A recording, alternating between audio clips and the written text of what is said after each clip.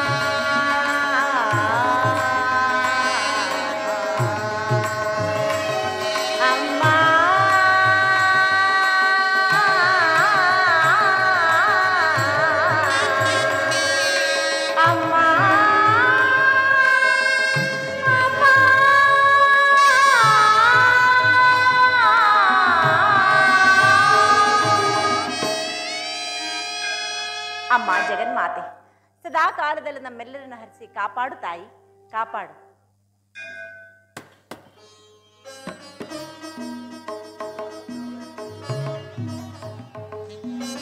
ಈ ದಿನ ಎಂತಹ ಹರ್ಷದ ಸುದಿನವು.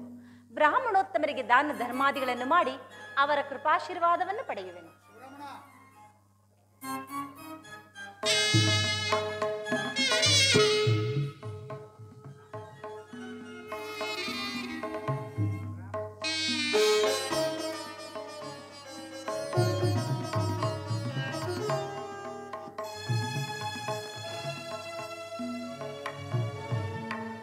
ಈ ದಿನ ನನಗೆ ಪಟ್ಟಾಭಿಷೇಕವೆಂಬ ವಿಷಯವನ್ನು ತಿಳಿದು ಜಾನಕಿಯು ಮಾತೆಯ ಪೂಜೆಯನ್ನು ಮಾಡಿ ಅನೇಕ ಭೂಸುರೋತ್ತಮರಿಗೆ ದಾನ ಧರ್ಮಾದಿಗಳನ್ನು ನೀಡಿ ಪುಣ್ಯಕ್ಕೆ ಭಾಜನಳಾಗಿದ್ದಾಳೆ. ನನಗೊದಗಿದ ಈ ಅಮಂಗಳದ ವಾರ್ತೆಯನ್ನು ಜಾನಕಿಗೆ ಹೇಗೆ ಹೇಳಲಿ? ಸೀತಾ, ಸೀತಾ, ಸೀತಾ,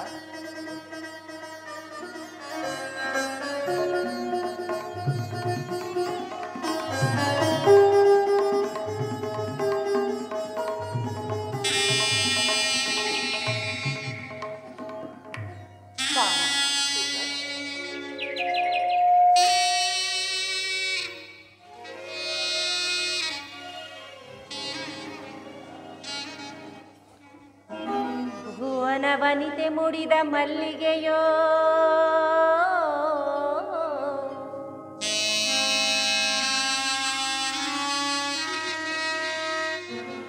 ಧರೆಯನ್ನು ಧರಿಸಲವತರಿಸಿದ ದೀನಮಣಿಯೋ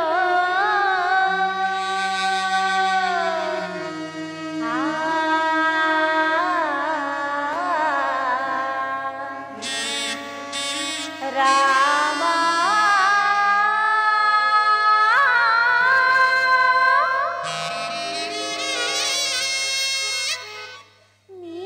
ನೀಲಮೇಘ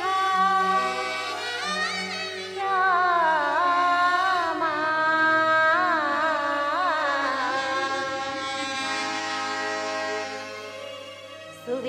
ಸುವಿಚಾರಶೀಲ ನೀಲಕುಂತಳ ವಿಶಾಲ ಕಾಲ ರಾಮನ ನೋಡುವೆ ಮನ ತಣಿವ ತನಕ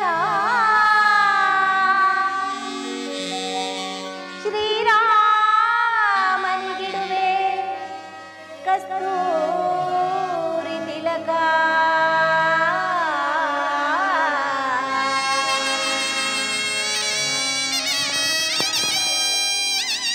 ಕಸ್ತೂರಿ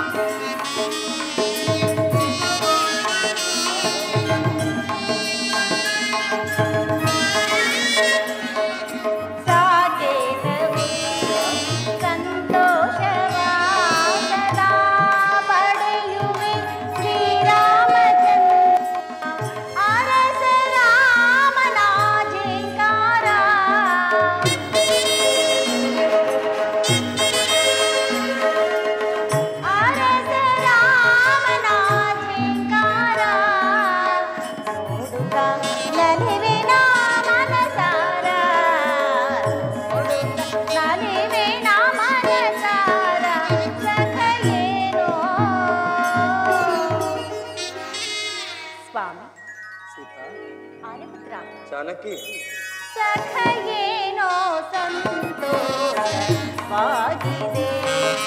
ಬಹುಕಾಲದ ಬಯಕೆ ಸಖಯೇನೋ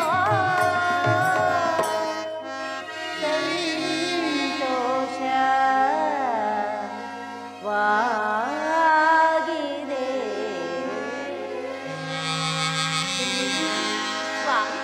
जानकी ಏನಿದು? ಈ ದಿನ ನಿಮ್ಮ ಪಟ್ಟಾಭಿಷೇಕ ಮಹೋತ್ಸವವು. ಇಂತಹ ಶುಭ ಸಮಯದಲ್ಲಿ ಅರಳಿದ ಕೆಂದಾವರಿಯಂತೆ ಇರಬೇಕಾಗಿದ್ದ ಈ ನಿಮ್ಮ ಮುಖಕಮಲವು ಈ ರೀತಿ ಕಾಂತಿಹೀನವಾಗಿರಲು ಕಾರಣವೇನು? ಏನೆಂದು ಹೇಳಲಿ ಜಾನಕಿ? ಪಿತ ದಶರಥ ತಾನು ಸುತ ಭರತನಿಗೆ ರಾಜ್ಯವನ್ನು ಅತಿಶಯದಿಂದಿತನು ಕೇಳಿಸುತ್ತೆ. ಜಾನಕಿ ಅತಿಶಯದಿಂದಿತನು ಕೇಳಿಸುತ್ತೆ.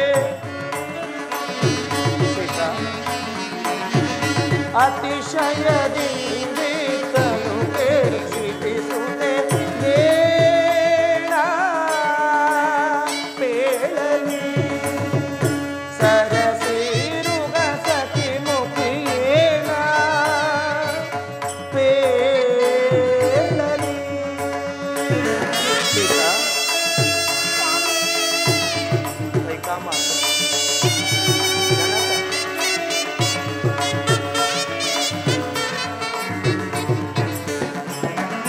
ಜನಕನು ಎನ್ನನು ವನಕ್ಕೆ ಹೋಗಲ್ದನು.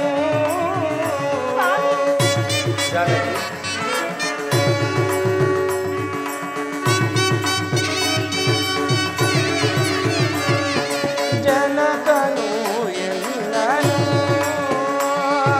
ವನಕ್ಕೆ ಹೋಗಲ್ದನು. ಜನಕನು ವನಕ್ಕೆ ಹೋಗಲ್ದನು. ಜನಕಾಜ್ಞೆಯನಿತ್ತನು ಕೇಳಿ ಜನಕ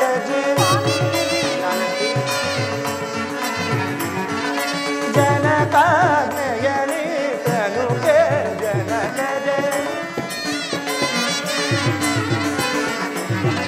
ಜನಕಾಜ್ಞೆಯನಿತನು ಕೇಳ್ಜನಕದೆ ಸೀತಾ ಜನಕಾಜ್ಞೆಯನಿತನು ಕೇಳ್ಜನಕದೆ ಜನಕಾಜ್ಞೆಯನಿತನು ಕೇಳ್ಜನಕದೆ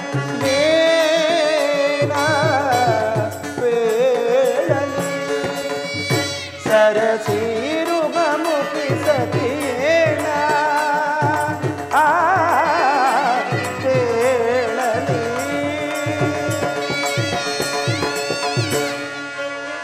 ಜಾನಕಿ ಹಿಂದೆ ದೇವಾಸುರರ ಯುದ್ಧದ ಸಮಯದಲ್ಲಿ ಪೂಜ್ಯ ಚಿಕ್ಕಮ್ಮಳಾದ ಕೈಕಾದೇವಿ ಮಾಡಿದ ಸಹಾಯಕ್ಕೆ ಮೆಚ್ಚಿ ನನ್ನ ತಂದೆಯವರು 2 ವರಗಳನ್ನಿಟ್ಟಿದ್ದರಂತೆ. ಅದನ್ನು ನಾನು ಕೇಳಿದ್ದೇನೆ ಸ್ವಾಮಿ. ಆ 2 ವರಗಳನ್ನು ಈ ಸಮಯದಲ್ಲಿ ಕೇಳಿಕೊಂಡಿದ್ದಾಳೆ ಮಾತೆ. ಏನೆಂಬುದಾಗಿ? ಮೊದಲನೇ ವರಕ್ಕೆ ನನಗೆ ನಿಶ್ಚಯವಾಗಿರುವ ಪಟ್ಟಾಭಿಷೇಕವನ್ನು ತಪ್ಪಿಸಿ ತನ್ನ ಮಗನಾದ ಭರತನಿಗೆ ಪಟ್ಟಾಭಿಷೇಕವಾಗಬೇಕು ಸ್ವಾಮಿ. ಸೀತಾ, ಇನ್ನು 2ನೇ ವರಕ್ಕೆ 14 ವರ್ಷಗಳ ಕಾಲ ಪುರಪ್ರವೇಶವಿಲ್ಲದೆ ಜಟಾವಲ್ಕಲಧಾರಿಯಾಗಿ ಮುನಿವೇಶದಂತೆ ಕಾಡು ಮೇಡುಗಳನ್ನು ತಿರುಗಿ ವನವಾಸವನ್ನು ಮಾಡೆಂದು ಕೇಳಿ ಪ್ರಾಣೇಶ್ವರ. ಹಾಗಾಗಿ ನಾನು ಈ ದಿನವೇ ವನವಾಸಕ್ಕೆ ಹೊರಟಿದ್ದೇನೆ. ನಾನು 14 ವರ್ಷ ವನವಾಸವನ್ನು ಮುಗಿಸಿಕೊಂಡು ಬರುವ ತನಕ ನೀನು ಇಲ್ಲೇ ಇದ್ದು ಅತ್ತೆ ಮಾವಂದಿರ ಸೇವೆಯನ್ನಾದರೂ ಮಾಡು, ಅಥವಾ ನಿನ್ನ ತಂದೆಯ ಮನೆಯಲ್ಲಾದರೂ ಇರು. ಸೀತಾ, 14 ವರ್ಷದ ವನವಾಸವನ್ನು 14 ದಿನಗಳಂತೆ ಕಳೆದುಕೊಂಡು ಬರುತ್ತೇನೆ. ನನ್ನನ್ನು ಬೀಳ್ಕೊಡು ಸೀತಾ. ಇದೆಂತಹ ವಿಷಮ ವಾರ್ತೆಯನ್ನು ನಾವು ಕೇಳುತ್ತಿರಬೇಕು. ನಾವುಗಳು ಮಾಡಿದ ಅಪರಾಧವಾದರೂ ಏನು ಸ್ವಾಮಿ? ವನವಾಸಕ್ಕೆ ಹೊರಟಿರುವ ನಿಮ್ಮ ಸಂಗಡ ನನ್ನನ್ನು ಕರೆದುಕೊಂಡು ಹೋಗಿ. ಸೀತಾ, ಬೇಡ ಸೀತಾ. ವನವಾಸದ ಆಜ್ಞೆಯಾಗಿರುವುದು ನನಗೆ ಮಾತ್ರ. ಅದು ಅಲ್ಲದೆ ನೀನು ಸುಮಕೋಮಲೆ. ಅರಮನೆಯಲ್ಲಿ ಮೃಷ್ಟಾನ್ನ ಭೋಜನವನ್ನು ತಿಂದು ಆನಂದವಾಗಿ ಬೆಳೆದವಳು. ಹಂಸ ತೋಲಿಕ ಮಂಚದ ಮೇಲೆ ಪ್ರತಿನಿತ್ಯ ಹಾಯಾಗಿ ತಲ್ಪತೋಲಿಕದಲ್ಲಿ ಶಯನಿಸಿದವಳು. ಕಾಡುಗಳಲ್ಲಿ ನೆನೆದು ಅಲ್ಲಿನ ಕಲ್ಲು ಮುಳ್ಳುಗಳ ಮೇಲೆ ನೀನು ಬರಿಗಾಲಿನಲ್ಲಿ ನಡೆದು ಗೆಡ್ಡೆಗೆಣಸುಗಳನ್ನು ತಿನ್ನುವುದನ್ನು ನನ್ನ ಕಣ್ಣಿಂದ ನೋಡಲಾರೆ ಜಾನಕಿ, ನನ್ನ ಕಣ್ಣಿಂದ ನೋಡಲಾರೆ. ಸಾಧ್ಯವಿಲ್ಲ. ನೀವಿಲ್ಲದ ಈ ಅಯೋಧ್ಯೆಯಲ್ಲಿ ಅರಗಳಿಗೆಯೂ ನಾನು ಜೀವಿಸಲಾರೆ. ಮರದ ನೆರಳು ಮರವನ್ನೇ ಆಶ್ರಯಿಸುವಂತೆ ನಾನು ನಿಮ್ಮನ್ನೇ ಅನುಸರಿಸುತ್ತೇನೆ. ದಯಮಾಡಿ ನೀವು ನನಗೆ ವನವಾಸಕ್ಕೆ ಕರೆದುಕೊಂಡು ಹೋಗಲೇಬೇಕು. ನೀವು ಕರೆದುಕೊಂಡು ಹೋಗದಿದ್ದ ಪಕ್ಷದಲ್ಲಿ ಖಂಡಿತವಾಗಿಯೂ ನಾನು ಪ್ರಾಣತ್ಯಾಗ ಮಾಡಿ. ಸೀತಾ, ವಿಧಿ ಇಚ್ಛೆಯಂತೆಯೇ ಆಗಲಿ. ನಡೆ, ಈ ದಿನವೇ ಮಾತಾಪಿತೃಗಳ ಆಶೀರ್ವಾದವನ್ನು ಪಡೆದು ವನವಾಸಕ್ಕೆ ಹೊರಡೋಣ. ಲಕ್ಷ್ಮಣ, ಇದೇನಣ್ಣ, ಈ ದಿವಸ ನಿನಗೆ ಪಟ್ಟಾಭಿಷೇಕವೆಂದು ತಿಳಿದು ಪಟ್ಟಣದಲ್ಲೆಲ್ಲರೂ ಸಂತೋಷಭರಿತರಾಗಿರುವಾಗ ನೀವು ಈ ರೀತಿ ಖಿನ್ನ ಮನಸ್ಕರಾಗಿ ಮಾತೆಯವರೊಡನೆ ಪಾದಚಾರಿಯಾಗಿ ಬರಬೇಕೆ? ಹೇಳಿದ್ದರೆ ನಾನೇ ರಥವನ್ನು ತೆಗೆದುಕೊಂಡು ಬರುತ್ತಿದ್ದೇನಲ್ಲ. ಲಕ್ಷ್ಮಣ, ನಿನ್ನ ಮಾತುಗಳನ್ನು ಕೇಳಿ ನನಗೆ ಸಂತೋಷವಾಗಿದ್ದರೂ ಇಂದಿನಿಂದ ನಾನು ಪಾದಚಾರಿಯಾಗಿಯೇ ಸಂಚರಿಸಬೇಕೆಂದು ಮನಸ್ಸಂಕಲ್ಪ ಮಾಡಿದ್ದೇನೆ. ಅಂದರೆ ನಿಮ್ಮ ಮಾತಿನ ಅರ್ಥ? ಲಕ್ಷ್ಮಣ, ಹಿಂದೆ ದೇವಾಸುರರ ಯುದ್ಧದ ಸಮಯದಲ್ಲಿ ಪೂಜ್ಯ ಚಿಕ್ಕಮ್ಮಳಾದ ಕೈಕಾದೇವಿ ಮಾಡಿದ ಸಹಾಯವನ್ನು ಮೆಚ್ಚಿ ನನ್ನ ತಂದೆಯವರು 2 ವರಗಳನ್ನು ಕೊಟ್ಟಿದ್ದರಂತೆ. ಕೇಳಿದ್ದೆನು. ಆ 2 ವರಗಳನ್ನು ಈ ಸಮಯದಲ್ಲಿ ಕೇಳಿಕೊಂಡಿದ್ದಾರೆ. ಏನೆಂಬುದಾಗಿ? ಮೊದಲನೆಯ ವರಕ್ಕೆ ನನಗೆ ನಿಶ್ಚಯವಾಗಿದ್ದ ಪಟ್ಟಾಭಿಷೇಕವನ್ನು ನಿಲ್ಲಿಸಿ ತನ್ನ ಮಗನಾದ ಭರತನಿಗೆ ಪಟ್ಟಾಭಿಷೇಕವಾಗಬೇಕೆಂತಲೂ, 2ನೇ ವರಕ್ಕೆ 14 ವರ್ಷ ನಾರು ಮಡಿಗಳನ್ನುಟ್ಟು ಪುರಪ್ರವೇಶವಿಲ್ಲದೆ ಮುನಿಕುಮಾರರಂತೆ ವನಸಂಚಾರ ಮಾಡೆಂದು ಕೇಳಿಕೊಂಡಿದ್ದಾಳೆ. ತಮ್ಮ ಅಣ್ಣ ಏನು ಹೇಳಿದೆ?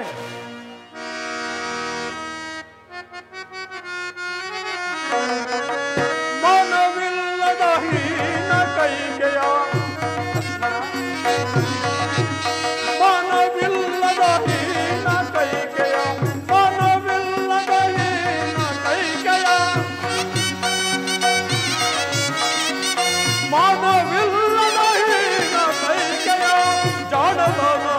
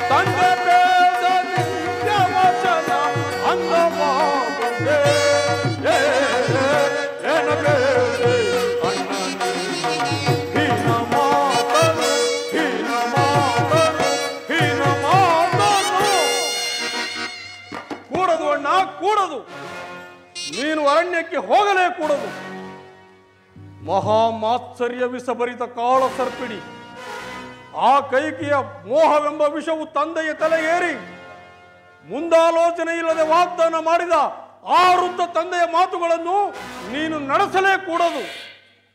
ಆ ಕ್ರೂರ ಪಿಶಾಚಿನಿಯನ್ನು ತೃಪ್ತಿಪಡಿಸುವ ಸಲುವಾಗಿ ಅಣ್ಣ, ನಿನಗೆ ಒದಗಿ ಬಂದಿರುವ ರಾಜ್ಯಾಭಿಷೇಕವನ್ನು ತ್ಯಜಿಸಿ ಕಾಡಿಗೆ ಹೋಗಬೇಕೆ? ಕೀರ್ತಿ ಪರಾಕ್ರಮಗಳಿಂದ ಪ್ರಜಾರಂಜಿತನಾದ ಜ್ಯೇಷ್ಠ ಪುತ್ರನನ್ನು ಅಡವಿಗಟ್ಟಿ ಕನಿಷ್ಠ ಪುತ್ರನಿಗೆ ಪಟ್ಟಾಭಿಷೇಕ ಮಾಡುವುದು ಯಾವ ಧರ್ಮ?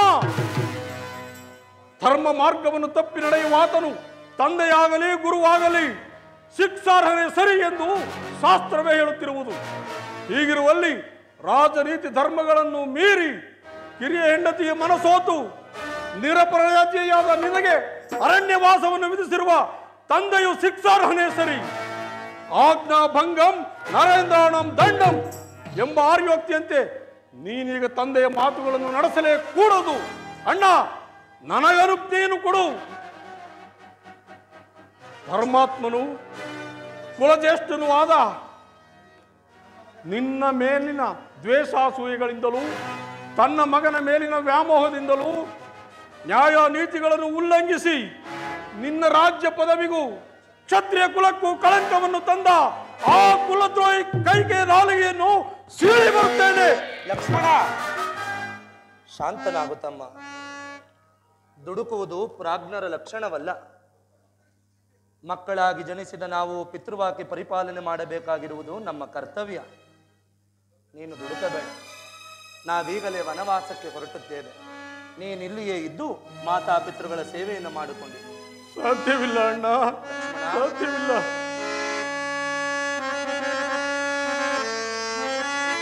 ಸರಿಯೇ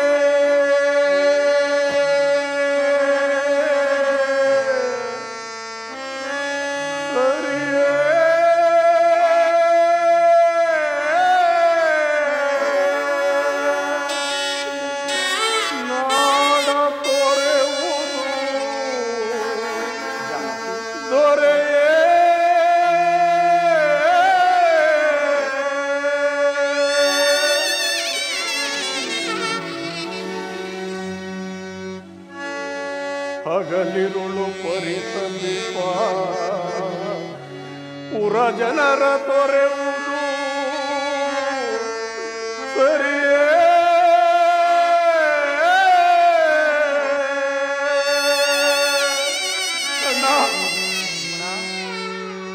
ಹಗಲಿ ಪರಿ ರವಿಯಿಲ್ಲದ ಗಗನ, ನಗುವಿಲ್ಲದ ವದನ, ದೇವರಿಲ್ಲದ ಸದನ, ಇಂತಾಯಿದೆ ಈ ಅಯೋಧ್ಯೆಯ ಕಥನ. ರಾಮ ರಾಮ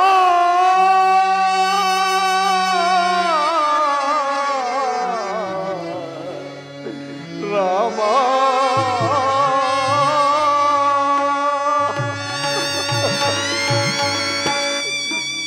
ಅಣ್ಣ, ಸಾಧ್ಯವಿಲ್ಲವಣ್ಣ, ಸಾಧ್ಯವಿಲ್ಲ. ನೀನಿಲ್ಲದ ಅಯೋಧ್ಯೆಯಲ್ಲಿ ನಾನು ಕ್ಷಣ ಕಾಲವೂ ಇರಲಾರೆ ಅಣ್ಣ, ಇರಲಾರೆ. ನನ್ನನ್ನು ನಿನ್ನ ಸಂಗಡ ಕರೆದುಕೊಂಡು ಹೋಗುವಣ್ಣ.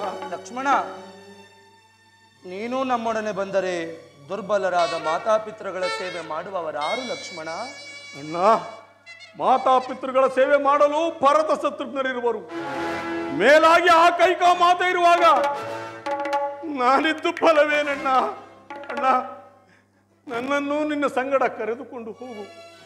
ಒಂದು ವೇಳೆ ನೀನು ನನ್ನನ್ನು ಕರೆದುಕೊಂಡು ಹೋಗದೆ ಇದ್ದರೆ ನಾನು ಅಗ್ನಿಯಲ್ಲಿ ಬಿದ್ದು ನನ್ನ ಪ್ರಾಣವನ್ನು ತ್ಯಾಗ ಮಾಡಿಕೊಳ್ಳುತ್ತೇನೆ.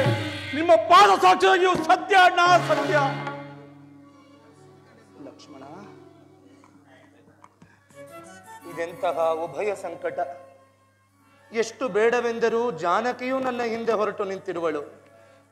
ಈಗ ನೀನು ನನ್ನನ್ನೇ ಹಿಂಬಾಲಿಸುವೆಯಾ? ಅಣ್ಣ, ಹಸುವನ್ನು ಹಿಂಬಾಲಿಸುವ ಕರುವಿನಂತೆ ನೀವಿಬ್ಬರು ಎನ್ನೊಡನೆ ಬರಲು ಸಿದ್ಧರಾಗಿ ನಿಂತಿದ್ದೀರಾ. ವಿಧಿ ಇಚ್ಛೆಯಂತೆಯೇ ಆಗಲಿ. ನಡೆಯಿರಿ. ಮಾತಾ ಪಿತೃಗಳ ಸೇವೆಯನ್ನು ಮಾಡಿ ಈ ದಿನವೇ ವನವಾಸಕ್ಕೆ ಹೊರಡೋಣ. ಜಾನಕಿ,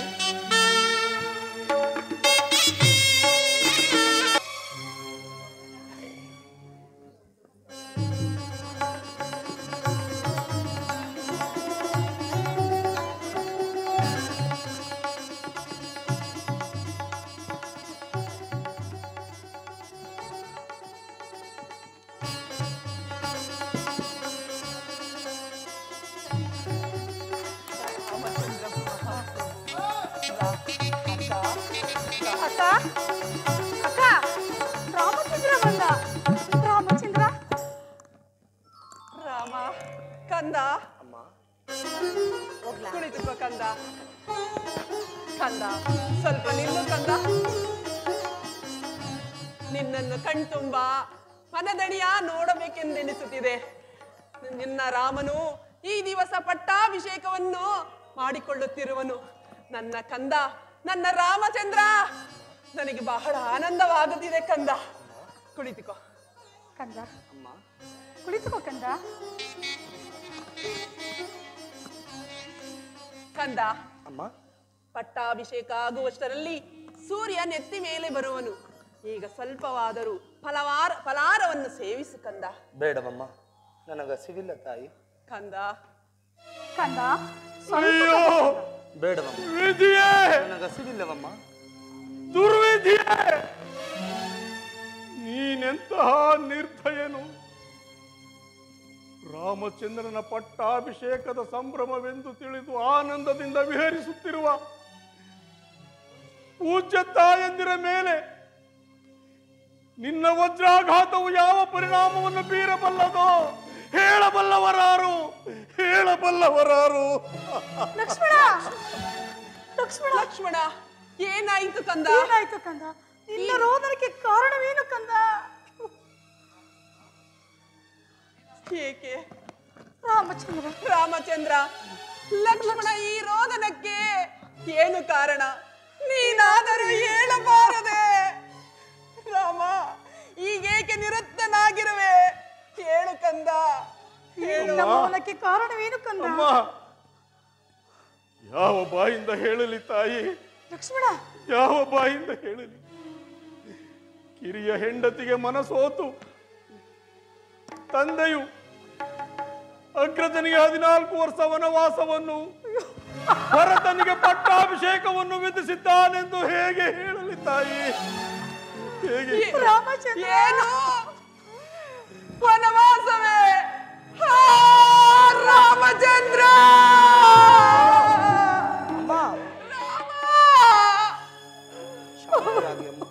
ಕೈಕೆಯ ಮಗನಿಗೆ ಪಟ್ಟಾಭಿಷೇಕ, ನನ್ನ ಮಗ ರಾಮಚಂದ್ರನಿಗೆ ವನವಾಸವೇ? ವಿಧಿಯೇ, ದುರ್ವಿಧಿಯೇ?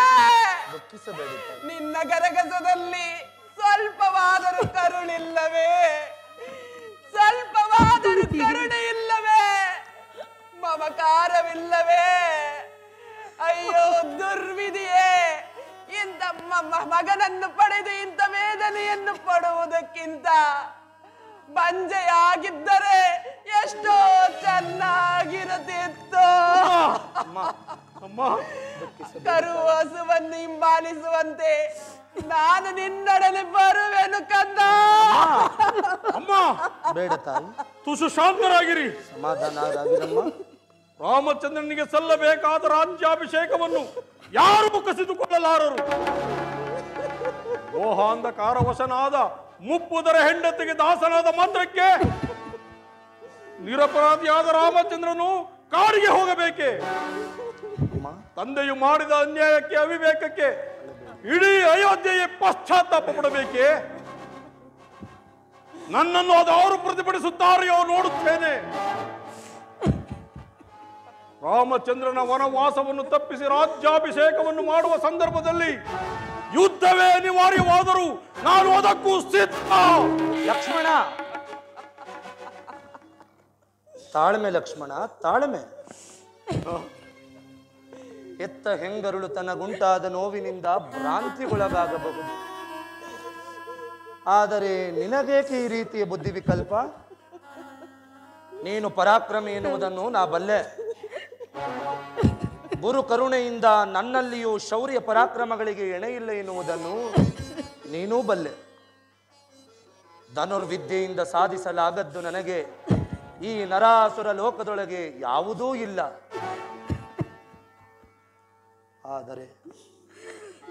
ಆದರೆ ಧರ್ಮವೊಂದನ್ನು ಬಿಟ್ಟು ನನಗೆ ಬೇರೆ ಸಿರಿಯೇ ಇಲ್ಲ ಲಕ್ಷ್ಮಣ, ಬೇರೆ ಸಿರಿಯೇ ಇಲ್ಲ. ಲಕ್ಷ್ಮಣ, ದಿನ ದಿನವೂ ನನ್ನನ್ನು ಹಂಬಲಿಸಿ ಹಪಹಪಿಸಿ ಕೈಬೀಸಿ ಕರೆಯುತ್ತಿರುವ ಕನಸೊಂದರ ವಿಷಯವನ್ನು ನಿನಗೆ ಹೇಳುತ್ತೇನೆ, ಕೇಳುತ್ತಮ್ಮ. ಆ ಸ್ವಪ್ನ ಸಾಮ್ರಾಜ್ಯದಲ್ಲಿ ಕಡಲು ಕಾಡುಗಳು, ಚಿತ್ರ ವಿಚಿತ್ರವಾದ ಗಿಡಮರಗಳು, ತದೇಕ ಚಿತ್ತವಾಗಿ ಹರಿಯುವ ನದಿ ಸರೋವರಗಳು, ಎತ್ತರೆತ್ತರವಾಗಿ ಬೆಳೆದು ನಿಂತಿರುವ ದೊಡ್ಡ ದೊಡ್ಡ ಬಂಡೆ ಶಿಖರಗಳು, ಭವ್ಯನು ಅಸದೃಶನೂ ಆದ ವಾನರನೋರ್ವನು ಎತ್ತರವಾದ ಪರ್ವತದ ಮೇಲೆ ನಿಂತು ನನ್ನನ್ನು ಪ್ರತಿನಿತ್ಯ ದಕ್ಷಿಣ ದಿಕ್ಕಿನ ಬಳಿಗೆ ಬಾ ಬಾ ಬಾ ಎಂದು ಕೈಬೀಸಿ ಕರೆಯುತ್ತಿದ್ದಾನೆ. ಈ ಕನಸಿನ ಅಂತರಾರ್ಥವು ನನ್ನ ಮನಸ್ಸಿಗೆ ತಿಳಿಯದೆ ಹೋದರೂ ಲಕ್ಷ್ಮಣ, ಲಕ್ಷ್ಮಣ, ನನ್ನ ಮನಸ್ಸು ಆ ದಕ್ಷಿಣ ದಿಕ್ಕಿನತ್ತೆ ಓಡಿ ಹೋಗಲು ಪ್ರತಿನಿತ್ಯ ಅಪಹಪಿಸುತ್ತಿದೆ. ತಮ್ಮ ಲಕ್ಷ್ಮಣ, ಆ ಕರೆಗೆ ಇಲ್ಲಿ ನಮ್ಮಿಬ್ಬರ ಬಾಳನ್ನು ಈ ರೀತಿ ಕಡಿಯುತ್ತಿದೆ ಎಂದು ನೀನೇಕೆ ಭಾವಿಸಬಾರದು ತಮ್ಮ? ಅಣ್ಣ, ಸಾಕು ಮಾಡಣ್ಣ. ಈ ನಿನ್ನ ಕನಸಿನ ಮತ್ತು ದೈವದ ಭ್ರಾಂತಿಯನ್ನು ಸಾಕು ಮಾಡು. ರಘುಕುಲೋತ್ತಮ, ವಿಧಿಯ ಹಣೆಬರಹವನ್ನೇ ಅಳಿಸಿ ಮತ್ತೆ ಬರೆಯುವ ಸಮರ್ಥ ಕಲಿ ನೀನಾಗಿದ್ದು ಈ ರೀತಿ ನುಡಿದರೆ ನಗೆಗೇಡಲ್ಲವೇ ಅಣ್ಣ? ಈ ನುಡಿ ಹೇಡಿಗಳಿಗೆ ಯೋಗ್ಯವಾದದ್ದೇ ಹೊರತು ನಿನ್ನಂತಹ ವೀರರಿಗಲ್ಲ. ಅಣ್ಣ, ನನಗಾಜ್ಞೆಯನ್ನು ಕೊಡು. ಮಾವುತನು ಮದಿಸಿದ ಆನೆಯನ್ನು ಹೇಗೆ ತನ್ನ ಅಂಕುಶದಿಂದ ಚುಚ್ಚಿ ತನ್ನ ಅಂಕಿತಕ್ಕೊಳಪಡಿಸಿಕೊಳ್ಳುತ್ತಾನೆಯೋ ಹಾಗೆ ಆ ವಿಧಿಯ ಮುಂದಲೆಯನ್ನು ಹಿಡಿದು ಸನ್ಮಾರ್ಗಕ್ಕೆ ಎಳೆದು ತರುತ್ತೇನೆ. ತಾಳ್ಮೆ ಲಕ್ಷ್ಮಣ, ತಾಳ್ಮೆ. ದೈವದ ಮುಂದಲೆ ಹಿಡಿದು ಎಳೆದು ತರುವುದಂತಿರಲಿ, ಮರ್ತ್ಯದ ಪರಾಕ್ರಮಕ್ಕೆ ಎಲ್ಲೇ ಇದೆ. ಲಕ್ಷ್ಮಣ, ನೀನು ಹೇಳಿದಂತೆಯೇ ಬಂದ ಎಲ್ಲ ಎಡರು ತೊಡರುಗಳನ್ನು ಗೆದ್ದು ನಾನೀ ಕೋಸಲ ದೇಶದ ಪಟ್ಟಾಭಿಷಿಕ್ತನೇ ಆದರೆ ಈ ದೇಶಕ್ಕೆ ನೆಮ್ಮದಿ ಉಂಟಾಗುವುದೇ ತಮ್ಮ? ನಮ್ಮ ಆಂತರಿಕದ ಕಲಹಾಗ್ನಿಯ ಜ್ವಾಲೆ ಮೇಲೆದ್ದು ಇಡೀ ನಾಡನ್ನೇ ಸುಟ್ಟು ಬೂದಿ ಮಾಡಲಾರದೆ ಲಕ್ಷ್ಮಣ, ಇಡೀ ನಾಡನ್ನೇ ಸುಟ್ಟು ಬೂದಿ ಮಾಡಲಾಗದೆ ಲಕ್ಷ್ಮಣ. ಹೇಳು ತಮ್ಮ, ಹೇಳು ಲಕ್ಷ್ಮಣ, ನಾನೊಬ್ಬ ವನವಾಸಕ್ಕೆ ಹೋಗುವುದು ಸರಿಯೋ ಅಥವಾ ಯುಗ ಯುಗಗಳಿಂದಲೂ ಈ ರಘುವಂಶದ ಅರಸರುಗಳಿಗೆ ನೆಚ್ಚಿನ ನೆಲವೀಡಾದ ಈ ನನ್ನ ಕೋಸಲ ಸಾಮ್ರಾಜ್ಯವೆಲ್ಲ ಸುಟ್ಟು ಭಸ್ಮವಾಗುವುದು ಒಳ್ಳೆಯದು ತಮ್ಮ. ಈ ದೇಶದ ಹಿತರಕ್ಷಣೆಗೋಸ್ಕರವಾಗಿ, ಈ ನನ್ನ ರಘುವಂಶದ ಆದ್ಯ ಕರ್ತವ್ಯಕ್ಕೋಸ್ಕರವಾಗಿ, ಈ ನನ್ನ ಎಲ್ಲ ಸುಖ ಪ್ರಜೆಗಳ ಆನಂದಕ್ಕೋಸ್ಕರವಾಗಿ ನನ್ನ ಪ್ರತಿಯೊಂದು ಕನಸನ್ನು ನಾನು ಬಲಿಕೊಡಲು ಸದಾ ಸಿದ್ಧನಾಗಿಯೇ ಇದ್ದೇನೆ ಲಕ್ಷ್ಮಣ. ಈ ಧರ್ಮದ ಕಾರ್ಯಕ್ಕೆ ನೀನು ನನಗೆ ನೆರವೇಯಲೇಬೇಕು, ನೀನು ನನಗೆ ನೆರವೇಯಲೇಬೇಕು. ಅಮ್ಮ, ಅಮ್ಮ, ಹರಸು ತಾಯಿ, ರಘುಕುಲದ ಉದ್ಧಾರಕ್ಕೋಸ್ಕರವಾಗಿ ಹರಸಮ್ಮ. ಈ ನಿನ್ನ ಮಗನ ಒಳಿತಿಗಾಗಿ ಹರಸಮ್ಮ. ಪಿತೃವಾಕ್ಯ ಪರಿಪಾಲನಾರ್ಥಕ್ಕಾಗಿ ಹರಸಮ್ಮ. 14 ವರ್ಷದ ವನವಾಸವನ್ನು ನಿನ್ನ ಆಶೀರ್ವಾದದಿಂದ 14 ದಿನಗಳಂತೆ ಕಳೆದು ಬರುತ್ತೇನೆ ತಾಯಿ. ನಿನ್ನ ಪಾದವನ್ನು ಹಿಡಿದಾದರೂ ಬೇಡುವೆನಮ್ಮ. ಈ ನಿನ್ನ ಕಂದನನ್ನು ನಗುನಗುತ್ತ ಕಳಿಸಿಕೊಡು ತಾಯಿ, ನಗುನಗಿತು ಕಳಿಸಿಕೊಡಮ್ಮ, ನಗುನಗುತ್ತ ಕಳುಹಿಸಿಕೊಡು. ವಿಧಿ ವಿಲಾಸಕ್ಕೆ ಜಯವಾಗಲಿ, ಋತುವಿಗೆ ಗೆಲುವಾಗಲಿ.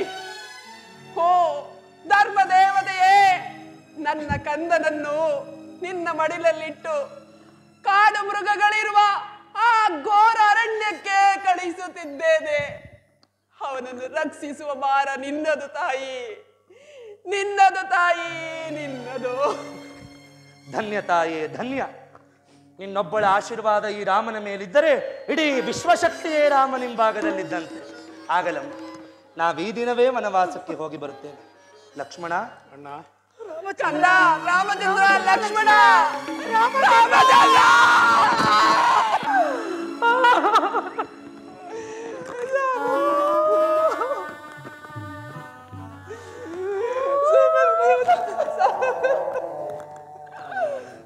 ರಾಮಚಂದ್ರ ಪಿತೃವಾಕ್ಯ ಪರಿಪಾಲನೆಗಾಗಿ ವನವಾಸಕ್ಕೆ ಹೊರಟು ನಿಂತಿದ್ದಾನೆ. ಮಾತೆ ಸೀತಾದೇವಿ ಪತಿವೃತೆ ಶಿರೋಮಣಿ, ಪತಿಯ ಸೇವೆಗಿಂತ ಬೇರೆ ಧರ್ಮವಿಲ್ಲವೆಂದು ತಾನೂ ಕಾಡಿಗೆ ಹೊರಟು ನಿಂತಿದ್ದಾಳೆ. ಎಂತಹ ತ್ಯಾಗ! ಮಾಲಿನಿ, ಏನೋ ಸೀತಾಮಾತೆ ಬಗ್ಗೆ ಮಾತಾಡ್ತಾ ಇದ್ದೆ. ಇರ್ಲಿ ಬಿಡು, ಎಷ್ಟೇ ಆದ್ರೂ ಸೀತಾಮಾತೆ ಭೂದೇವಿಯ ಮಗಳಲ್ಲವೇ? ಅವಳಿಗೆ ಏನೇ ಕಷ್ಟ ಬಂದ್ರೂ ಆ ತಾಯಿಯ ರಕ್ಷೆ ಸದಾ ಇದ್ದೇ ಇರುತ್ತದೆ. ಇದನ್ನ ನನ್ನ ಕಾವ್ಯದಲ್ಲಿ ಹೇಗೆ ವರ್ಣಿಸಿದ್ದೀನಿ ಗೊತ್ತೇ? ಹೇಗೆ? ಭೂದೇವಿಯ ಮಗಳು ಜಾನಕಿಯೂ. ಮಾಲಿನಿ, ಭೂದೇವಿಯ ಮಗಳು ಜಾನಕಿಯೂ. ಕವಿಗಳೇ, ಏನ ಇದು ಕವಿ ಸಮಯವಲ್ಲ. ಮತ್ತೆ ಸೀತಾರಾಮರು ಬೆಂಗಾವಲಾಗಾಗಿ ಲಕ್ಷ್ಮಣನು ಕಾಡಿಗೆ ಹೊರಟು ನಿಂತಿದ್ದಾನೆ. ಎಂತಹ ತ್ಯಾಗ! ಬೆಂಗಾವಲು, ಸೀತಾರಾಮರು, ಲಕ್ಷ್ಮಣ. ಅಯ್ಯೋ ಅಯ್ಯೋ ಅಯ್ಯೋ, ಸೀತಾರಾಮ ಲಕ್ಷ್ಮಣನಿಗೆ ವನವಾಸ ಪ್ರಾಪ್ತಿ ಆಯ್ತೆ. ಇದು ಕೇಳಲಾಗದ ದುರ್ವಾರ್ತೆ, ಇದು ಕೇಳಲಾಗದ ದುರ್ವಾರ್ತೆ. ಈ ದುರ್ವಾರ್ತೆ ಸುಳ್ಳಾಗಬಾರದೆ. ಮಾಲಿನಿ, ಮಾಲಿನಿ, ಇನ್ನು ಈ ಹಾಳು ಕಿವಿಗಳಲ್ಲಿ ಏನೇನು ಕೇಳಬೇಕು ನಾನಂತೂ ಕಾಣೆ. ಅದಕ್ಕಿಂತ ಹೆಚ್ಚಾಗಿ ಲಕ್ಷ್ಮಣನ ಸತಿ, ಆದರ್ಶ ಸತಿ, ತ್ಯಾಗಮೂರ್ತಿ ಊರ್ಮಿಳೆ. ಏನು, ಊರ್ಮಿಳೆಯೂ ಹೊರಟು ನಿಂತಳೆ? ಇಲ್ಲ, ಮತ್ತೆ ತಾನಿಲ್ಲಿಯೇ ಇದ್ದು ಲಕ್ಷ್ಮಣನ ಕಾರ್ಯಕ್ಕೆ ಅಡ್ಡಿಯಾಗಬಾರದೆಂದು ರಾಜಭೋಗವನ್ನು ತ್ಯಾಗ ಮಾಡಿ ಪುರವನ್ನು ತ್ಯಜಿಸಿ ಸರಿಯೂ ನದಿಯ ತಟದಲ್ಲಿ ಕುಟಿರಿಸ್ತಳಾಗಿ ಶುದ್ಧ ಬ್ರಹ್ಮಚಾರಿಣಿಯಾಗಿ ಭಕ್ತಿ ವೈರಾಗ್ಯದಿಂದ ಮಾಡಿದಳೆ.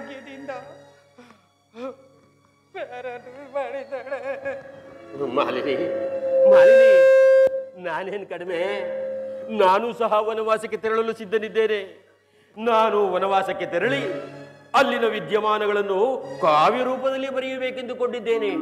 ಅದೂ ಅಲ್ಲದೆ ನನ್ನ ನಿನ್ನ ಆದರ್ಶ ಪ್ರೇಮವನ್ನ ಇಡೀ ಜಗತ್ತಿಗೆ ಸಾರಲು ನೀನು ಸಹ ನನ್ನೊಡನೆ ಕಾಡಿಗೆ ಬರಬೇಕು. ತಿಳಿಯಿತೋ? ಹೇಗೆ?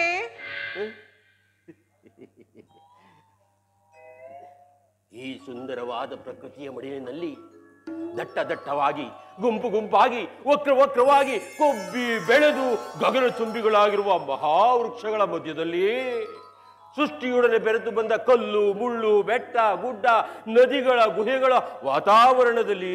ಕವಿಗಳೇ, ವನವೆಂದರೆ ಉದ್ಯಾನವನ ಅಂದುಕೊಂಡಿರಾ? ಕ್ರೂರ ಮೃಗಗಳ ವಾಸಸ್ಥಾನ ನೆನಪಿರಲಿ. ಮಾಲಿನಿ, ಬಲ್ಲೆ, ನಾನು ಬಲ್ಲೆ. ಅದೆಷ್ಟು ವನಗಳ, ಅದೆಷ್ಟು ಉದ್ಯಾನವನಗಳ ವರ್ಣನೆಯನ್ನು ನಾನು ನನ್ನ ಕಾವ್ಯದಲ್ಲಿ ಬಣ್ಣಿಸಿಲ್ಲ.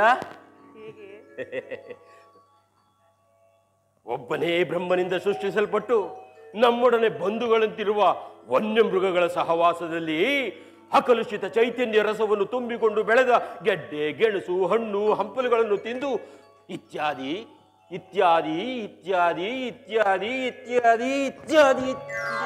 ಇನ್ನು ಮುಗಿಲಿಲ್ವೇ? ಅದೆಲ್ಲಿ ಮುಗಿಯುತ್ತೆ? ಇನ್ನೂ ಇದೆ. ಇತ್ಯಾದಿ ಇತ್ಯಾದಿ ಇತ್ಯಾದಿಗೆ ಆಗಿ ಬಾಳುವುದು ನಮ್ಮ ಸುಕೃತವಲ್ಲವೇ? ಕವಿಗಳೇ, ಏನೋ ನಿಮಗೀಗ ಖಂಡಿತ ಹುಚ್ಚು ಹಿಡಿದಿದೆ. ನಾನಿನ್ನು ಬರುತ್ತೇನೆ. ಏ ಮಾಲಿನಿ, ಮಾಲಿನಿ, ಹೊರಟೆ ಹೋದ್ಲು. ಕವಿವಾಣಿ ಎಂದರೆ ಇಷ್ಟೊಂದು ತಿರಸ್ಕೃತವಾಯಿತು ಅಲ್ಲವೇ? ಇರಲಿ ಇರಲಿ, ನಮಗೂ ಕಾಲ ಬರುತ್ತದೆ. ನಮ್ಮಂತಹ ಕವಿಗಳು ವಿಶ್ವ ಪೂಜ್ಯವಾಗುವ ಮಟ್ಟಕ್ಕೆ ಏರುವವರೆಗೂ, ನಿಮ್ಮಂಥವರು ನಮ್ಮಂಥವರನ್ನ ಒಪ್ಪುವವರೆಗೂ ನಾನು ನನ್ನ ಕರ್ತವ್ಯದಿಂದ ವಿಮುಖನಾಗುವುದಿಲ್ಲ ವಿಮುಖನಾಗುವುದಿಲ್ಲ ವಿಮುಖನಾಗುವುದಿಲ್ಲ. ನಾನಿನ್ನು ಸೀತಾರಾಮ ಲಕ್ಷ್ಮಣರ ದರ್ಶನವನ್ನಾದರೂ ಮಾಡಿ ಬರುತ್ತೆ. ಬೇಡ ಕೈಕ, ಬೇಡ. ಹಿಡಿದ ಹಠವನ್ನು ಸಾಧಿಸಿ ಪ್ರಚಂಡ ಮಾರಿ ಆಗಬೇಡ.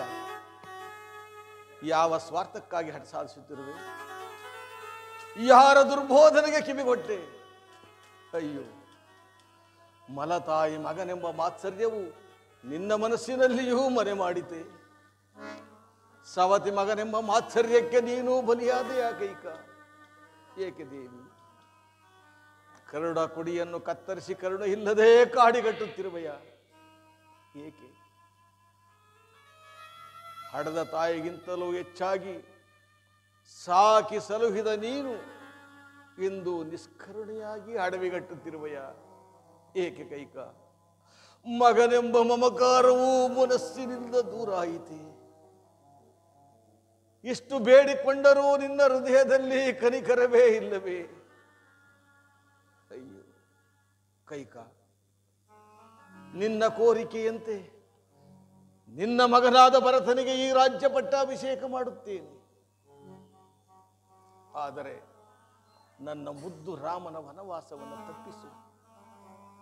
ಏಕೆಂದರೆ ಕೈಕ, ಏಕೆಂದರೆ ಏಕೋ ಮುತ್ತು ರತ್ನಗಳನ್ನು ಧರಿಸಿ ಪಟ್ಟೆ ಪಿತಾಂಬರಗಳನ್ನುಟ್ಟು ರತ್ನ ಖಚಿತವಾದ ಸಿಂಹಾಸನದ ಮೇಲೆ ಕುಳಿತು ರಾಜ್ಯಭಾರ ಮಾಡಬೇಕಾಗಿದ್ದ ನನ್ನ ರಾಮನು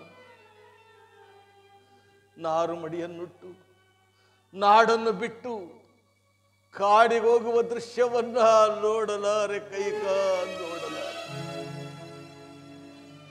ಒಂದು ವೇಳೆ ಆ ದೃಶ್ಯವನ್ನು ನೋಡಿದರು ಕ್ಷಣಕಾಲವೂ ಬದುಕುಳಿಯಲಾರೆ. ಬೇಡ, ಹಠ ಮಾಡಬೇಡ. ಈ ಕೃತ್ಯವನ್ನು ನೋಡಿ ನಾಡೇಕೆ, ಲೋಕವೇಕೆ, ಜಗವೆಲ್ಲವೂ ನಗುವುದು. ಆದ್ದರಿಂದ ನಿನ್ನಲ್ಲಿ ಕೈ ಮುಗಿದು ಬೇಡುತ್ತೇನೆ. ಸೂರ್ಯವಂಶದ ಜ್ಯೋತಿಯನ್ನು ನಂದಿಸಬೇಡ. ಈಗಲೂ ಕಾಲವು ಮಿಂಚಿಲ್ಲ.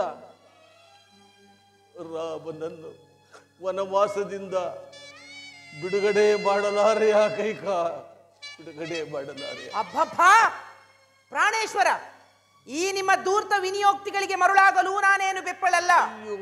ತಾವೇ ಅಲ್ಲವೇ ಸೂರ್ಯವಂಶದ ಸತ್ಯ ಧ್ವಜವನ್ನು ಎತ್ತಿ ಮೆರೆಯಿಸಿದ ಮಹಾನುಭಾವರು. ಶಿಬಿ ಚಕ್ರವರ್ತಿಯು ಹಿರಿಯ ಜಂತುವಾದ ಒಂದು ಪಾರಿವಾಳವನ್ನು ರಕ್ಷಿಸಲು ತನ್ನ ಶರೀರದ ಮಾಂಸವನ್ನೇ ಕತ್ತರಿಸಿಕೊಡಲಿಲ್ಲವೇ? ಇನ್ನು ಹರಿಶ್ಚಂದ್ರ ಮಹಾರಾಜರು ತನ್ನ ರಾಜ್ಯ ಕೋಶಾದಿ ಸರ್ವಸ್ವವನ್ನು ದಾನಗೈದಿದ್ದು ಅಲ್ಲದೆ ಪತ್ನಿ ಪುತ್ರರನ್ನು ಇನ್ನೊಬ್ಬರಿಗೆ ಮಾರಿದ್ದು ಅಲ್ಲದೆ ಕೊನೆಗೆ ತನ್ನ ಶರೀರವನ್ನು ಚಂಡಾಲನಿಗೆ ಮಾರಿಕೊಳ್ಳಲಿಲ್ಲವೇ? ಅಂತಹ ಶ್ರೇಷ್ಠ ಮುಕುಟ ಮಣಿಗಳ ಸಾಲಿನಲ್ಲಿ ಜನಿಸಿದ ತಾವು ಇಂದು ನನಗೆ ಕೊಟ್ಟ ಮಾತನ್ನು ನೆರವೇರಿಸಿಕೊಡಲಾಗುವುದಿಲ್ಲವೆಂದು ಹೇಳುತ್ತಿರುವಿರಲ್ಲ. ಈಗಲಾದರೂ ಏನಾಗಿರುವುದು? ಕೊಟ್ಟ ಮಾತನ್ನು ತಪ್ಪಿದ್ದೇನೆಂದು ಹೇಳಿಬಿಡಿ. ಓ ರಾಮ, ರಾಮಚಂದ್ರ, ಎಲ್ಲಿರುವೆ ಮಗನೇ? ಕೊನೆಯ ಬಾರಿ ನಿನ್ನ ಮುಖಾರವಿಂದನ್ನು ಕಣ್ತುಂಬ ನೋಡಿಕೊಂಡು ಮರಣ ಹೊಂದುತ್ತೇನೆ. ಬಾ ಕಲ್ದ, ಬಾ. ಕೈಕ, ಮುದಿದೊರೆ ತನ್ನ ಕಿರಿಯ ಹೆಂಡತಿಯ ಸೌಂದರ್ಯಕ್ಕೆ ಮನಸೋತು ಹಿರಿಯ ಮಗನನ್ನು ಕಾಡಿಗಟ್ಟಿದೆ ಎಂಬ ಅಪಕೀರ್ತಿ ನನಗೆ ಬರುವುದು ಬೇಡ. ಬರಲಿ ಬಿಡಿ. ಅಯ್ಯೋ, ಏಕೆ ಕೈಕ, ಏಕೆ? ನಿನ್ನ ಸೌಂದರ್ಯಕ್ಕೆ ಮರುಳಾದ ಈ ನನ್ನ ಕಣ್ಣುಗಳು ಹಿಂಗಿ ಹೋಗಬಾರದು. ಪ್ರಾಣೇಶ್ವರ, ನಿನಗೆ ವಚನವನ್ನು ಕೊಟ್ಟ ಈ ನನ್ನ ನಾಲಿಗೆಯೂ ಸೇರಿ ಹೋಗಬಾರದು. ಬೇಡ, ಬೇಡ, ಸೋತು ನುಡಿಯುತ್ತಿದ್ದೇನೆ. ಪ್ರಾಣೇಶ್ವರ, ನೀವು ಎಷ್ಟೇ ಸೋತು ನುಡಿದರೂ ನನಗೆ ಕೊಟ್ಟ ಮಾತನ್ನು ನೀವು ನೆರವೇರಿಸಿಕೊಡಲೇಬೇಕು. ಅಯ್ಯೋ ಪ್ರಾಣೇಶ್ವರ, ಹಿಂದೆ ದೇವಾಸುರರ ಯುದ್ಧ ಕಾಲದಲ್ಲಿ ನನ್ನನ್ನೇ ಸಾರಥಿಯನ್ನಾಗಿ ಏಕೆ ಕರೆದುಕೊಂಡು ಹೋದಿರಿ? ಏಕೆ? ನಿಮ್ಮ ರಾಜ್ಯದಲ್ಲಿ ನನಗಿಂತಲೂ ವೀರರು, ಶೂರರು, ಧೀರರು ಯಾರು ಇರಲಿಲ್ಲವೆಂದೇ? ಅಯ್ಯೋ, ಅಥವಾ ನನ್ನನ್ನು ಅರೆಗಳಿಗೆಯೂ ಬಿಟ್ಟಿರಲಾರದ ವ್ಯಾಮೋಹವೇ? ರಾಮ, ಅಂದು ನಾನು ನಿಮಗೆ ಕೊಟ್ಟ ಮಾತಿಗೆ ಇಂದು ಅದನ್ನು ನೆರವೇರಿಸಿಕೊಡಲಾಗುವುದಿಲ್ಲವೆಂದು ಹೇಳುತ್ತಿರುವಿರಲ್ಲ. ಈಗಲಾದರೂ ಏನಾಗಿರುವುದು? ಕೊಟ್ಟ ಮಾತನ್ನು ತಪ್ಪಿದೆನೆಂದು ಹೇಳಿಬಿಡಿ. ಸೂರ್ಯವಂಶದ ಅರಸರಲ್ಲಿಯೂ ಕೊಟ್ಟ ಮಾತನ್ನು ತಪ್ಪಿರುವರಿರುವರೆಂದು ನಗರದಲ್ಲಿ ಸಾರಿ ಬಿಡುತ್ತೇನೆ. ಅಯ್ಯೋ ರಾಜ್ಯ ಲುಬ್ಧೆ, ಕುಲಘಾತಕಿ, ನನ್ನ ಒಡಲು ಉರಿಯುವಂತೆ ನಿನ್ನ ಒಡಲು ಉರಿದು ಬೀಳಲಿ. 7 ಜನ್ಮಕ್ಕೂ ನಿನಗೆ ಸದ್ಗತಿ ಪ್ರಾಪ್ತವಾಗದಿರಲಿ. ನನ್ನ ಮುದ್ದು ಮಗನನ್ನ ವನವಾಸಕ್ಕೆ ಕಳುಹಿ ನಾನು ಹೇಗೆ ತಾನೇ ಜೀವಿಸಲಿ? ರಾಮನೇ ನನ್ನ ಪ್ರಾಣವೆಂದು ಭಾವಿಸಿರುವೆನು. ಬೇಡ ಬೇಡ, ನನ್ನ ಮಾತನ್ನು ಕೇಳು. ಈಗಲಾದರೂ ನಿನ್ನ ಮನಸ್ಸನ್ನು ಬದಲಾಯಿಸು. ರಾಮನ ವನವಾಸವನ್ನು ತಪ್ಪಿಸು. ಹೇ ಕಂದ ರಾಮಚಂದ್ರ, ಕೊನೆಯ ಬಾರಿ ನಿನ್ನನ್ನು ಕಣ್ತುಂಬ ನೋಡಿಕೊಳ್ಳುತ್ತೇನೆ. ಬಾ ಮಗನೇ, ಬಾ ಮಗನೇ, ಬಾ ಮಗನೇ. ಅಯ್ಯೋ, ನಾನು ವಚನವನ್ನು ಕೊಟ್ಟು ಕೆಟ್ಟೆ.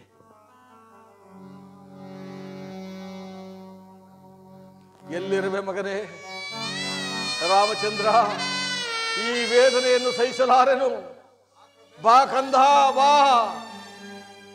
ಅಯ್ಯೋ ಅಯ್ಯೋ,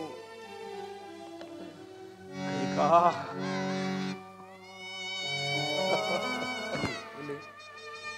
ತಂದ್ರು ಇಲ್ಲಿ. ಜನಕ, ಹಾ ರಾಮಚಂದ್ರ, ಕಂದ ಮಗನೇ. ವನವಾಸಕ್ಕೆ ಹೊರಡುತ್ತಿದ್ದೇವೆ ಜನಕ. ನಾನೆಷ್ಟು ವಿಧವಾಗಿ ಕೇಳಿಕೊಂಡರೂ ಬೇಡ ಬೇಡ ಎಂದರು. ಜಾನಕಿಯು ಲಕ್ಷ್ಮಣನೂ ನಮ್ಮೊಡನೆ ಬರುತ್ತಿರುವನು. ಅಯ್ಯೋ, ನೀನು ಹೋಗುತ್ತಿರುವೆಯ ಮಗಳೇ? ಹೋಗಲಿ ಬಿಡಿ. ಆಗಲಿ, ದೀರ್ಘ ಸುಮಂಗಳಿಯಾಗಿ ಬಾಳಮ್ಮ. ಲಕ್ಷ್ಮಣ ತಂದೆ, ನೀನು ವನವಾಸಕ್ಕೆ ಹೊರಟಿರುವೆಯ? ಹೌದು ಜನಕ. ಅವನು ಹೋಗಲಿ ಬಿಡಿ. ಅಯ್ಯೋ ಮಕ್ಕಳೇ, ಒಬ್ಬೊಬ್ಬರಾಗಿ ಎಲ್ಲರೂ ನನ್ನನ್ನು ತೊರೆದು ಹೋಗುತ್ತಿರುವಿರಾ? ಲಕ್ಷ್ಮಣ, ನನ್ನದೊಂದು ಮಾತು ಹೇಳಿ ಜನಕ. ರಾಮನನ್ನೇ ದಶರಥನೆಂದು ಭಾವಿಸು. ಈ ಜನಕಸುತೆಯನ್ನು ನಿನ್ನ ತಾಯಿ ಎಂದು ತಿಳಿದು ಇವರುಗಳ ಸೇವೆಯನ್ನು ಮಾಡುತ್ತಾ ಅಗ್ರಜಾನಂದವನ್ನು ಪಡೆ ಲಕ್ಷ್ಮಣ, ಅಗ್ರಜಾನಂದವನ್ನು ಪಡೆ. ಹಾಗೆ ಆಗಲಿ ಜನಕ. ಸುಮಂತ್ರರೇ. ಮಹಾಪ್ರಭು, ಅರಣ್ಯಕ್ಕೆ ಹೊರಟಿರುವ ರಾಮನ ಹಿಂದೆ ಅಯೋಧ್ಯೆಯ ಸಕಲ ಸಿರಿ ಸಂಪತ್ತುಗಳು ಹೋಗಲಿ. ಮಹದಾಜ್ಞೆ. ನಿಲ್ಲು ಸುಮಂತರ, ನಿಲ್ಲು. ನಿಲ್ಲಪ್ಪ, ನಿಲ್ಲು. ಮಹಾರಾಣಿಯವರು ಏನೋ ಹೇಳುವಂತಿದೆ, ಅದನ್ನು ಕೇಳಿಕೊಂಡು ಹೋಗು. ಏನು ಹೇಳಿದಿರಿ? ರಾಮನ ಹಿಂದೆ ಸಕಲ ಸಂಪನ್ನಗಳು ಹೋಗಿಬಿಟ್ಟರೆ ಕೆನೆ ತೆಗೆದ ಹಾಲಿನಂತಿರುವ ಈ ನಿಸ್ಸಾರವಾದ ರಾಜ್ಯವನ್ನು ನನ್ನ ಮಗನಾದ ಭರತನಾಳಬೇಕೇನು? ರಾಮಚಂದ್ರನ ಹಿಂದೆ ಏನು ಹೋಗಕೂಡದು. ಅಯ್ಯೋ ಅಯ್ಯೋ, ಏನು ಮಾಡಲಿ? ಏ ವಿಧಿ. ಜನಕ, ತಂದೆಯೇ ನಿಮ್ಮಯ ಸುಂದರ ಚರಣವ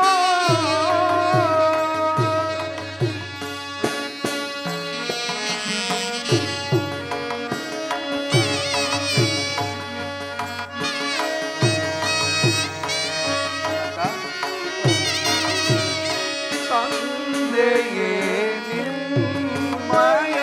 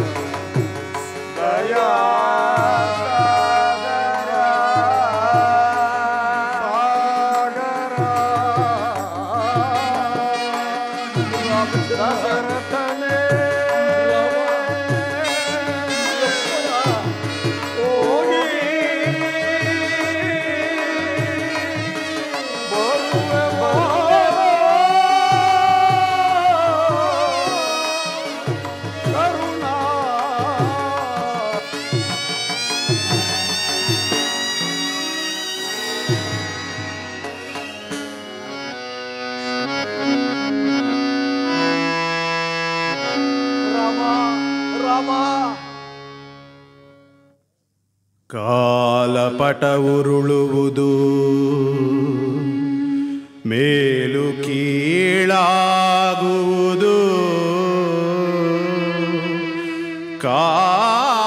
ಕಾಲಕೂಟವು ಸುಧೆಯ ನಾಚಿಸುವುದು ಕಾಲಮುನಿಯಲು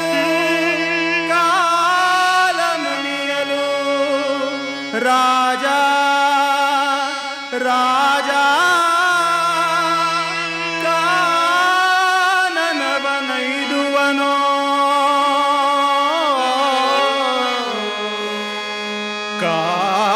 ಕಾಲಮುನಿಯಲು ರಾಜ ಕಾನನವನೈದುವನೋ ಕಾಲವೇ ಕಾಲವೇ ನಿನಗಿದೋ ಶರಣು ಶರಣು ಶರಣು ಶರಣು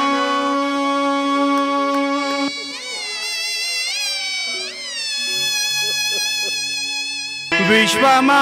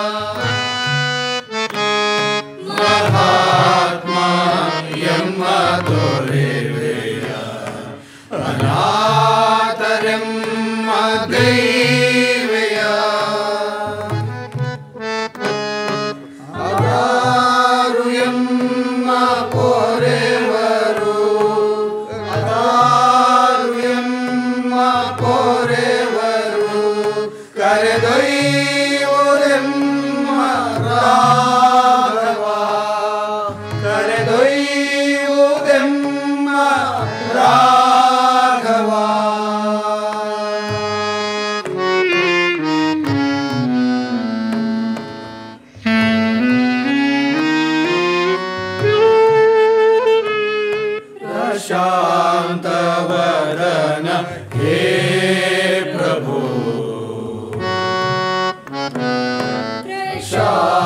शांतवदन हे प्रभु अशांति गैदु पोमुदे गैवुदो करेदೊಯ್ಯುವುದು ಕೃಪೆಗೈವುದು ಕರೆದೊಯ್ಯುವುದು ಸ್ತುತಿಗೈವೆವೋ ಶರಣೆಂದೆವು ಸ್ತುತಿಗೈವೆವೋ ಶರಣೆಂದೆವು ಪ್ರಭು ಪ್ರಭು ಪ್ರಭು ಪಾಳು ರಾಮಚಂದ್ರ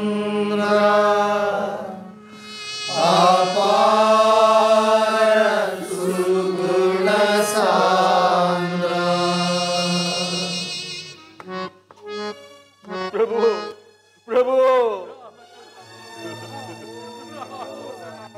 ಪ್ರೀತಿಯ ಬಂಧುಗಳೇ, ನೀವ್ಯಾರು ದುಃಖಿಸಬೇಡಿ.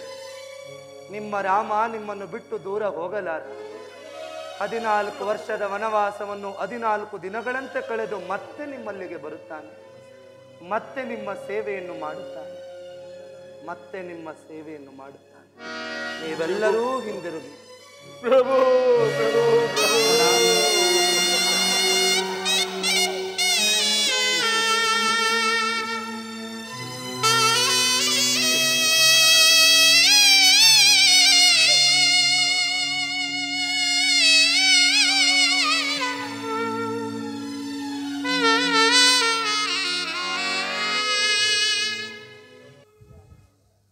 ಹೋದನು.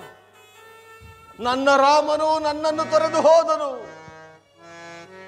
ಏ ನನ್ನ ಪ್ರಾಣ ಬದುಕವೇ, ಏ ನನ್ನ ಪ್ರಾಣವೇ, ರಾಮ ರಾಮ ರಾಮ, ಕೊನೆಗೂ ನನ್ನನ್ನು ತೊರೆದು ಹೊರಟೆ ಹೋದೆಯ ಕಂದ.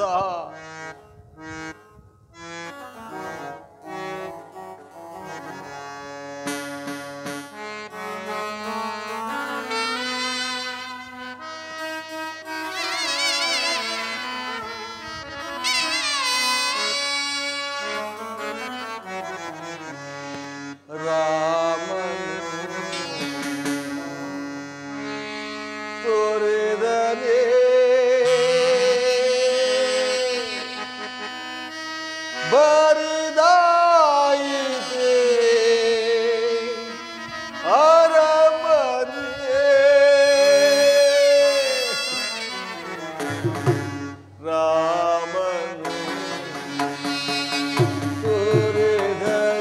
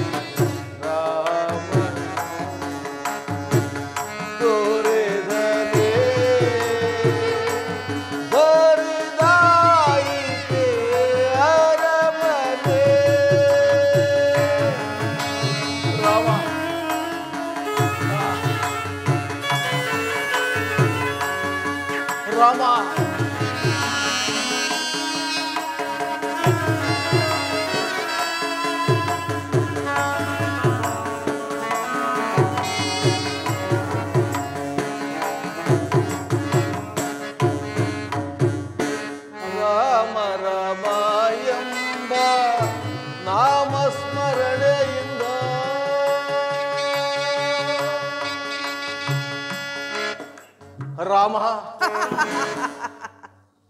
ರಾಮ ಹೇ ರಾಘವ ರಾಮ ರಮ ಎಂಬ ನಾಮಸ್ಮರಣೆಯಿಂದ ಕಣ್ಣೀರ ಸುರಿಸುತ್ತ ಹೊರಗಿದೆ ಕಂದ ರಾಮ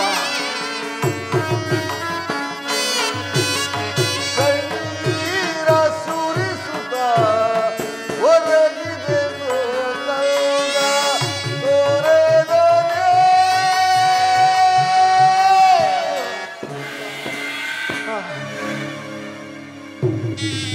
ತಂದೆಯ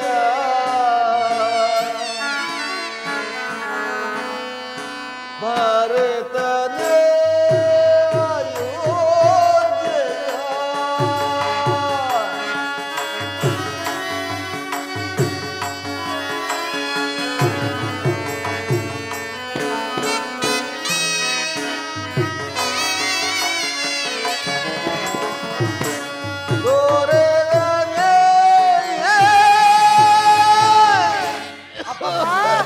ಸಾಕು ಮಾಡಿ ಇನ್ನಾದರೂ. ತಂದೆಯ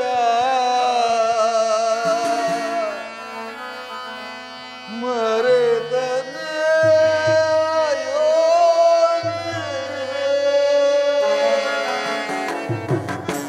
ರಾಮನ ತೊರೆದನೆ ಬರಿದಾಯಿತೆ ಅರಮನೆ ಬರಿದಾಯಿತೆ ಅರಮನೆ ಬರಿದಾಯಿತೆ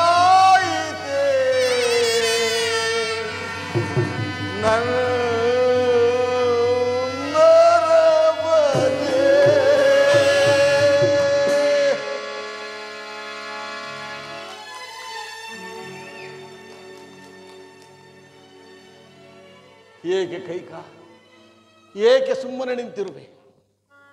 ಆಕು ಆಕು ನಿನ್ನ ಆನಂದದ ಕೇಕೆ.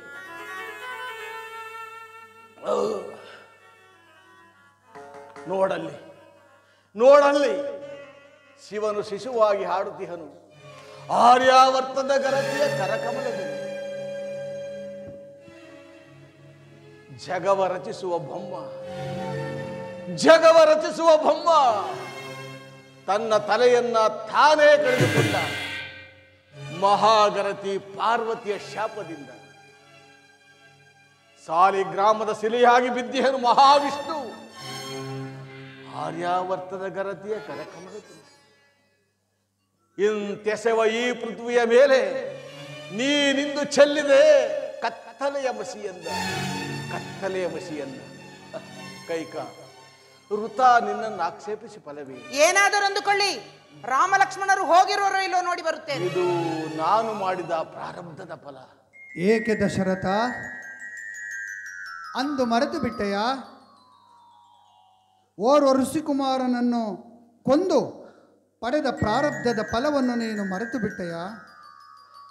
ಪುತ್ರ ಶೋಕದಿಂದ ಪರಿತಪಿಸುತ್ತ ಪ್ರಾಣ ಬಿಡು ಎಂದು ಮಹರ್ಷಿಗಳು ಹೇಳಿದ್ದನ್ನು ಮರೆತು ಬಿಟ್ಟೆಯ?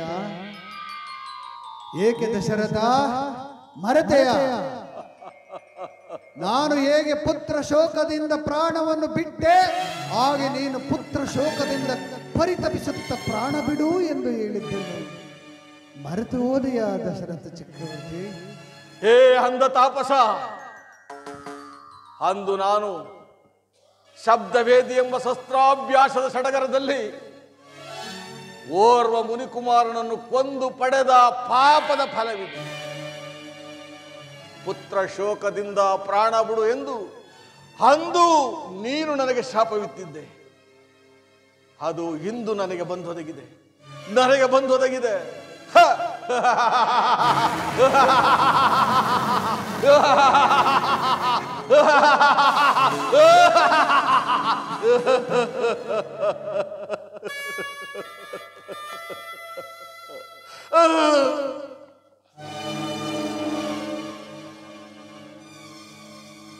ಅದು ಅದು ನನ್ನ ಮಗ ರಾಮ ಸಿಂಹಾಸನದ ಮೇಲೆ ಕುಳಿತು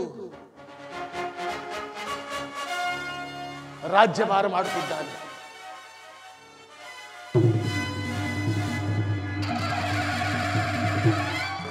ಪಕ್ಕದಲ್ಲೇ ಸೀತಾ,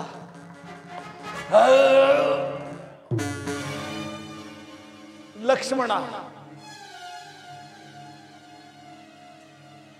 ಭರತ,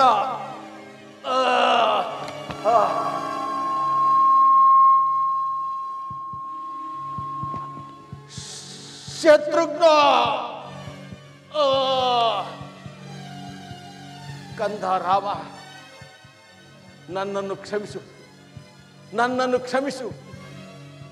ನೀನು ನನ್ನ ಮಗನಾದದ್ದಕ್ಕೆ ನನ್ನ ಜನ್ಮ ಸಾರ್ಥಕವಾಯಿತು, ನನ್ನ ಜನ್ಮ ಸಾರ್ಥಕವಾಯಿತು. ಇನ್ನು ಮುಂದೆ ನೀನು ಲೋಕಾಭಿರಾಮನಾಗುತ್ತೀಯ, ಬೋನೇಕ ರಾಮನಾಗುತ್ತೀಯ, ಅಯೋಧ್ಯ ರಾಮನಾಗುತ್ತೀಯ.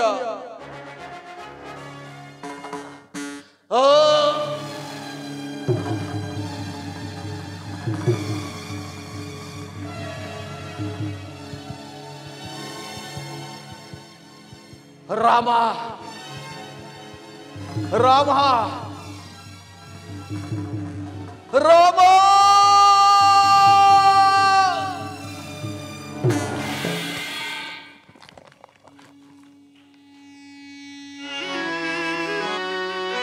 ಅಬ್ಬಾ, ಈಗ ನನ್ನ ಮನಸ್ಸಿಗೆ ಸಂತೋಷವಾಯಿತು. ಎಂದಾಗ ರಾಮನೊಡಗೂಡಿ ಲಕ್ಷ್ಮಣ, ಸೀತಾ ಎಲ್ಲರೂ ಹೊರಟು ಹೋದರು. ಪ್ರಾಣೇಶ್ವರ, ಏಳು ಪ್ರಿಯ, ಭರತನನ್ನು ಕರೆಯಿಸಿ ಪಟ್ಟಾಭಿಷೇಕಕ್ಕೆ ಸಕಲ ಸಿದ್ಧತೆಯನ್ನು ಮಾಡೋಣ. ಪ್ರಾಣೇಶ್ವರ, ಪ್ರಾಣೇಶ್ವರ, ಪ್ರಾಣೇಶ್ವರ,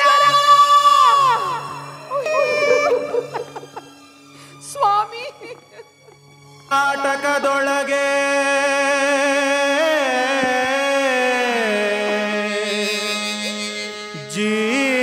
ಜೀವರನು ಕುಣಿಸುತ್ತಿಹ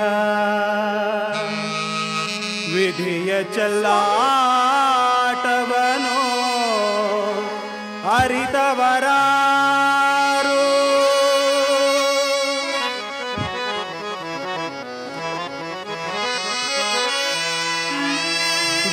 ವಿಶ್ವಮಾನವ ಮುನಿಗಳೆಲ್ಲ,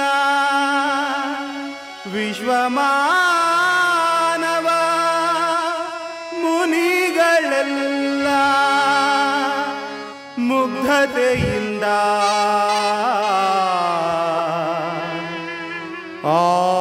ಆಶ್ಚರ್ಯ ಭರಿತರಾಗುತ್ತಿಹರು.